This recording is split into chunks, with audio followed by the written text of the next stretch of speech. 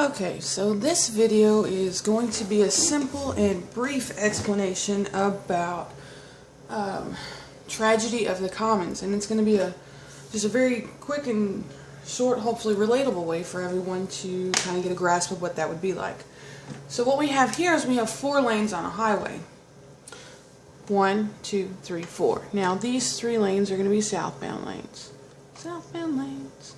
And then this is going to be an exit lane. You have to use this lane if you need to get where you're going.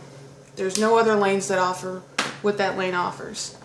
Okay, and then we're going to add some traffic. So this will be it's a fast lane. So we'll put quite a few in there. It's a pretty busy lane. There's not so much in here, maybe 1 or 2. We have the same amount over here. And these are cars, by the way. These are dot cars.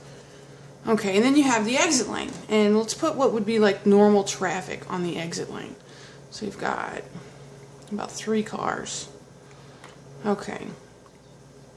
Well, what happens is what we're doing is we're going to treat this lane like it's a commodity, like something you have to have.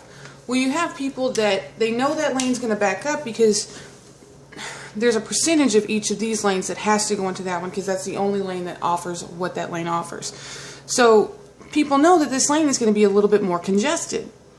So in order to rationally think that, okay, well, I'm going to act in self-preservation and I'm going to, instead of using all of this time to merge like you normally would, I'm going to try to bypass as much traffic and I'm going to merge here.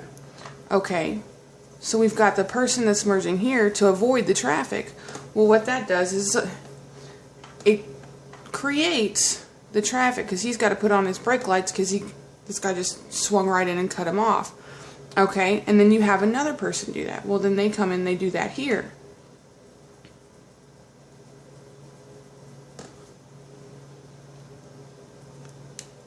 You can see he's got to turn his brake lights on too because he's, there's a lot less space in front of him as well. So what's happening is the common good, which would be the space in this lane, is rapidly being depleted. As you can see, there's so much more room in all these other lanes. So that's rapidly being depleted.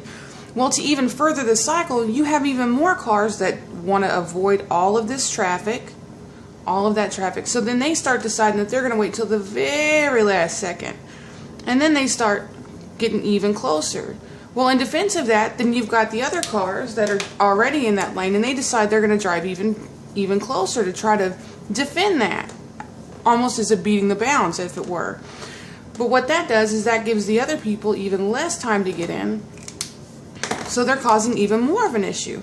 So then you have another one pulling in, and now this guy's got to get his brake light. Well, that's a chain reaction. He's got to have his brake lights. So they're actually, in essence, creating all of this traffic that they were attempting to avoid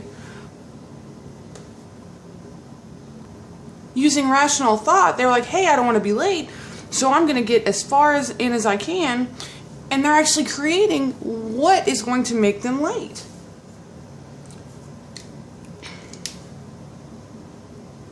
This is my example of a tragedy of the commons. Very simple example, like I said, but something hopefully everyone could relate to.